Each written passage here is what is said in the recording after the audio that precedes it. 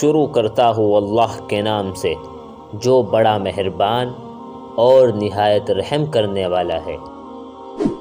لقمان حکیم سے لوگوں نے پوچھا کہ آپ نے ادب کس سے سیکھا؟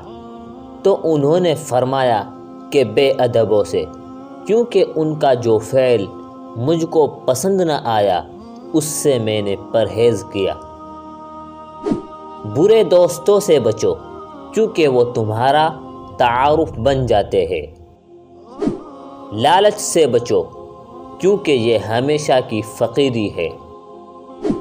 دولت تقسیم کی جائے تو کم ہوتی ہے، اور اگر علم بانٹا جائے تو بڑھ جاتا ہے۔ حکمت مسلمانوں کا کھویا ہوا اثاثہ ہے۔ سنی سنائی بات دیکھی ہوئی بات کے برابر نہیں ہوتی۔ موت کو اپنے تکیے کے نیچے رکھ کر سویا کرو۔ احمق خاموش رہے تو عقل مند سمجھا جاتا ہے۔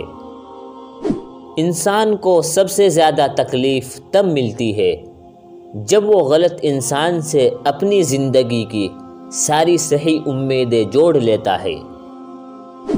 پوری دنیا میں ایک ہی شخص ہے جو آپ کی زندگی بدل سکتا ہے، اور وہ آپ خود ہے۔ تمہاری ساری پریشانیاں تمہاری خواہشات کی وجہ سے ہے۔ خواہشات چھوڑ دو، تمہیں سکون ملے گا۔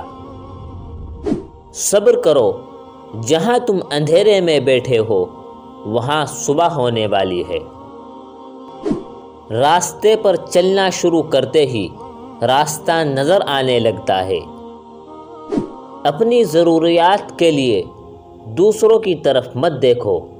جس نے تمہیں پیدا کیا وہ تمہاری ضروریات بھی پوری کرے گا۔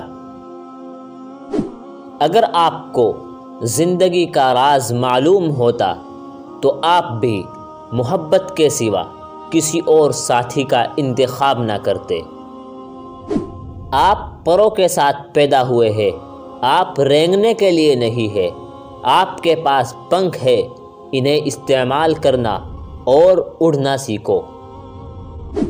سونے سے پہلے اپنے آپ سے 3 لائنیں بولے۔